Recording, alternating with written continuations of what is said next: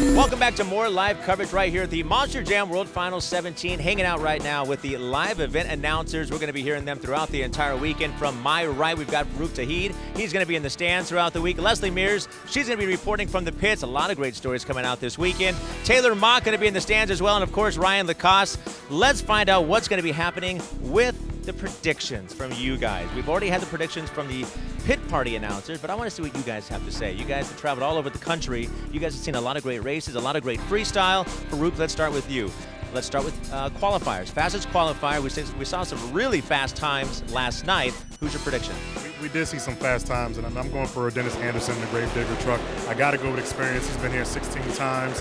This is the 17th one for him. So 28-12 record in Monster Jam World Finals racing. I got to go with experience. There you go, going with the stats. Leslie Mears, who's your pick for tonight? I'm going with Morgan Kane. He was working the hardest last night behind the scenes, changing gears, getting so much faster. Posted the second fastest qualifying time of the weekend, and I think that his young exuberance will fare well for him here in this competition and making the fast qualifier. Sounds good. That's a strong prediction. Now we move over to Taylor Mock.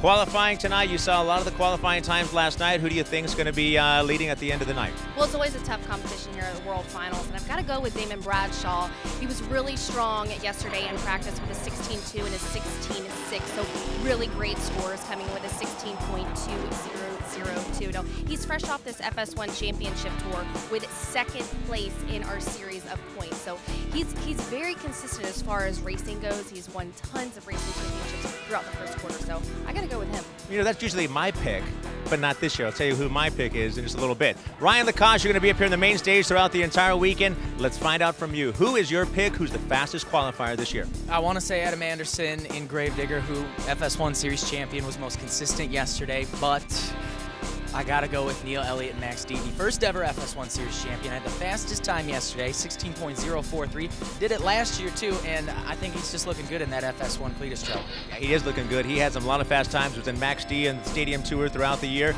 That's a great pick, but I disagree with each and every one of you. This is who I think. I think he's going to do it again.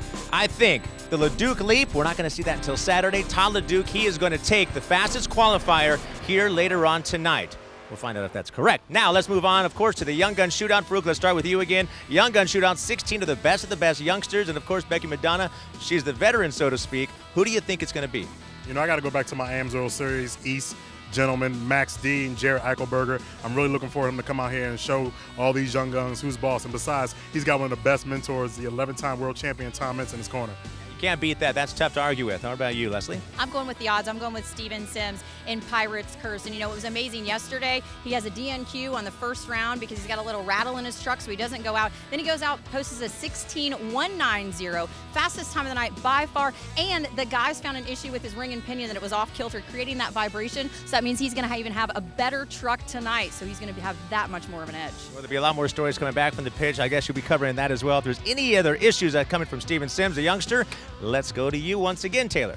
Rosalie Raymer, Wildflower. Now, I'm going with her. Yes, she is the youngest driver, and yes, she is the newest of the newbies, but this girl is on fire. On top of that, she is one smart cookie, graduating or going to right now the University of Georgia Tech as an engineer student. So she's got the brains behind the wheels. It was crazy because last year I was interviewing her as a fan in the stand, and you know, she was telling me my dream is to drive right here at the World Finals, hopefully next year. And here it is, her dream has come true, so I couldn't be more excited for her. So I got my eyes on her for tonight. You know, a lot of people have taken her under the wing, and of course, Kelvin Raymer, driver of Time Flies, is her father. It's in her blood. Now, Ryan Lacoste, let's go to it. Who is the Young Gun Shootout champion this year?